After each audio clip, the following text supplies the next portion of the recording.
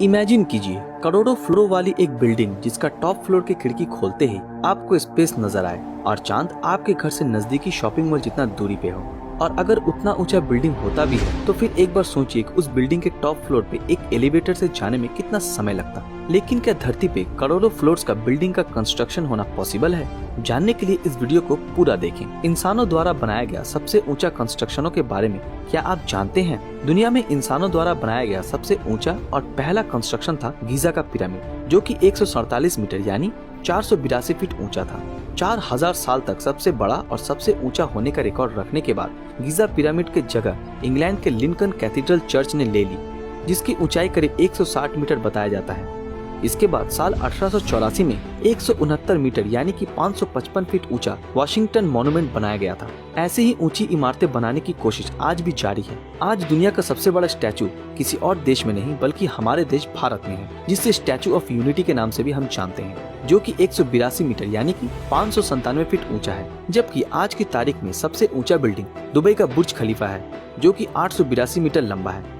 Science को चुनौती देने वाले ये बिल्डिंग के प्रोजेक्ट के बारे में जब इंजीनियर और आर्किटेक्ट को बताया गया तब वो भी इस प्रोजेक्ट के कंस्ट्रक्शन के बारे में काफी दुविधा में थे, क्योंकि इतने ऊंचे कंस्ट्रक्शन के लिए सीमेंट को ऊपर तक ले जाना पड़ा और दुबई की गर्मी के चलते सीमेंट को ऊपर ले जाने से पहले ही वो जम जाने की आशंका थी। इसीलिए इंजीनियर्स और आर्किटेक्ट्स ने सोच के ये फैसला लिया कि कंस्ट्रक्शन रात में किया जाएगा। आप ये सुन के हैरान हो जाएंगे कि ये बिल्डिंग इतना ऊंचा है कि इस बिल्डिंग के ऊपर से अगर कोई छलांग लगाए तो उसे नीचे पहुंचने में करीब 20 सेकंड का समय लगेगा। अब सवाल ये उठता है कि क्या इंसान करोड़ों फ्लोर्स का बिल्डिंग का कंस्ट्रक्शन कर सकता है? अगर इसका आंसर यस हुआ तो कैसे? अगर किसी चीज का कंस्ट्रक्शन लिमिट से ज्यादा हो तो उसका बेस ज्यादा गहरा, मजबूत और वाइड होना चाहिए। और हमारी पृथ्वी गोल होने के कारण हमारी लिमिटेशंस भी बढ़ जाती हैं। आपको ये जान के हैरानी होगी कि हमारे धरती पर और एक लंबा कंस्ट्रक्शन बनाने की ब्लूप्रिंट तैयार है, और अगर ये बिल्डिंग बन जाता है तो बुर्ज खलीफा भी इसके सामने छोटा लगेगा। जी हाँ दोस्तों, जापान के टोक्यो में एक बिल्डिंग का पूरा प्लानिंग हो चुका है, जिसका नाम है एक्ससीड 4000 और इसका हाइट करीब 4 किलोमीटर तक रखा जाएगा। इस बिल्डिंग के हाइट को मद्देनजर रखते हुए इसके बेस को 6 किलोमीटर वाइड बनाया जाएगा, जिसमें 800 फ्लोर का कैपेसिटी है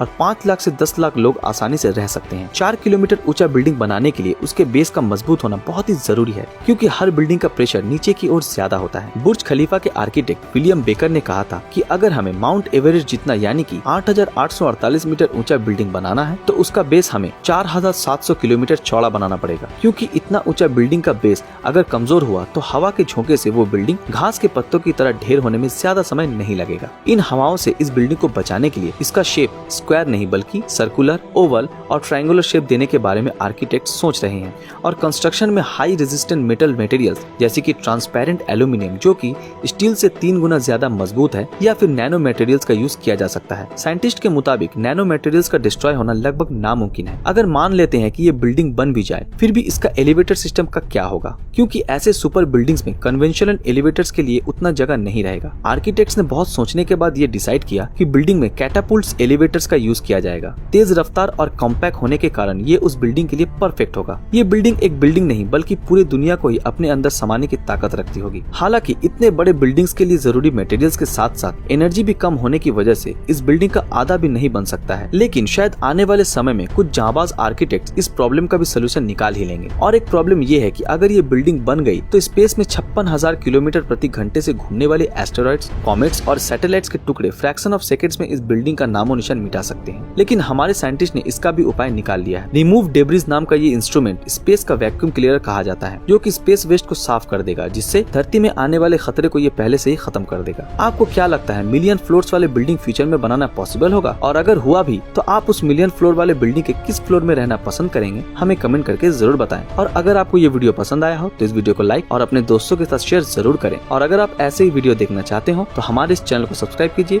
और बेल आइकन ऑन कर दीजिए। तो मिलते हैं आपके साथ अगले वीडियो में, तब तक के लिए अलविदा।